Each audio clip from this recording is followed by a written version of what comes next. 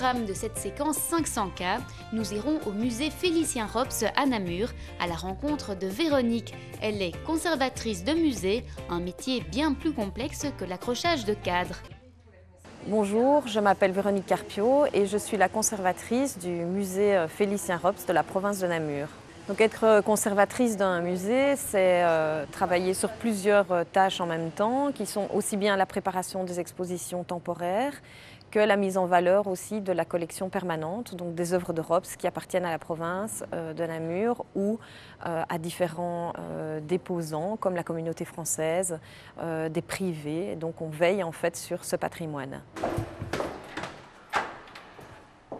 Donc je travaille au musée Félicien Rops depuis 1997 où j'étais l'assistante de Bernadette Bonnier qui est actuellement la directrice du service de la culture. Et donc quand elle est devenue directrice, j'ai pris sa place comme conservatrice. Tu vois qu'on la sent. Celle-là elle va être cachée, celui-là on va le Il n'y en a plus qu'un en fait. Oui, donc. Il y en aura un. Souvent les gens imaginent qu'être conservateur d'un musée, c'est pondre des cadres. Donc le métier est beaucoup plus évidemment large que ça. Ça ira mieux quand on n'aura plus que la fibre optique. Ouais. Super. Travailler dans un musée, c'est être très polyvalent puisque voilà, il faut passer d'un travail à un autre. Mais ça va pour la suite? Oui, il y a encore la porte danse. Il y a le petit ici. Il y a le verbe. Nous avons des activités annexes qui demandent voilà, une organisation très pratique, des expositions temporaires aussi, où il faut créer un parcours à partir d'un thème, trouver les œuvres, contacter les propriétaires, faire assurer les œuvres. Donc c'est un travail de logistique. Il y a aussi tout le travail de la communication dans un musée qui consiste à créer des affiches, des cartons d'invitation, des newsletters, faire des catalogues aussi, donc qui est un travail aussi très, très important du musée pour qu'il puisse se faire connaître aussi, oui, notamment à l'étranger. Oui, moi je pense que c'est bien comme ça aussi. Tu as fait d'autres visuels aussi? Oui. Ah oui, voilà, avec la plage de Heist, oui, elle est belle. Et puis il y a un travail aussi qui consiste tout simplement à gérer des dossiers administratifs pour des acquisitions, pas que des acquisitions d'œuvres, mais aussi des choses beaucoup plus classiques.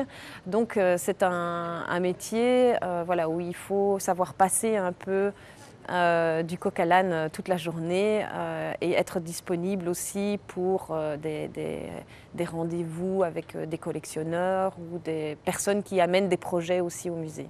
Voilà, ça ce sera donc le site Maïté que nous allons retransformer un peu avec les lettres de Rops. C'est en cours, on devrait avoir des nouvelles bientôt pour okay. Faire la refonte du graphisme et tout ça, d'accord. Et la programmation. Une journée ne ressemble jamais à la suivante, puisqu'on mène des projets à chaque fois différents. Les thématiques des expositions temporaires permettent aussi toujours d'enrichir sa connaissance du 19e siècle ou d'un aspect particulier de Félicien Rops. Donc c'est toujours très intéressant de pouvoir se plonger dans des univers différents. C'est quoi? C'est quelle date? C'est ça, c'est 1863. Mais franchement, on pourrait... Le problème, c'est que... Mais Luc, c'est un peu vague. Mais ils avaient tous des pseudos. Pour le moment, on présente une exposition sur Georges Gros et la guerre 14-18, donc qui est un peu en dehors de notre thématique habituelle. Donc c'est toujours une manière d'enrichir son savoir, de s'intéresser à d'autres questions que le 19e. Donc c'est un métier qui est très varié et où on a l'occasion vraiment d'apprendre souvent de nouvelles choses. Oui, non, l'entrée est gratuite pour les élèves. Être conservateur, c'est quand même savoir être assez résistant au stress d'une certaine manière, puisque il faut composer avec les projets d'exposition, les prêteurs, avec toute une série de contingences administratives aussi.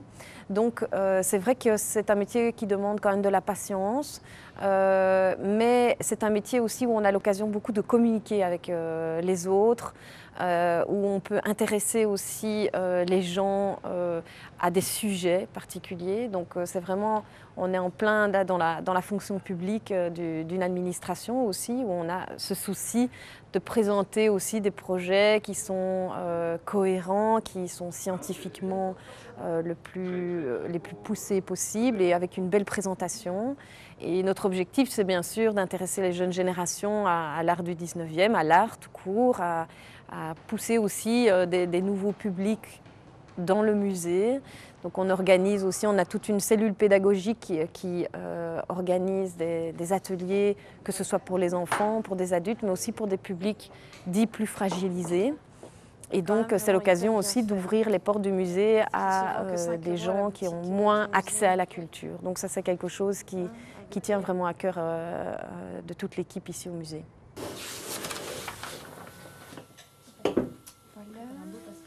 Oh là là. Oui, ça me semble pas mal. Oui, tu peux faire la fenêtre comme ça, alors tu termines le truc pour le... C'est un métier qui est très varié, plein de surprises, plein de rencontres. Donc je pense qu'il faudrait quand même beaucoup pour ne pas apprécier un métier comme celui-ci.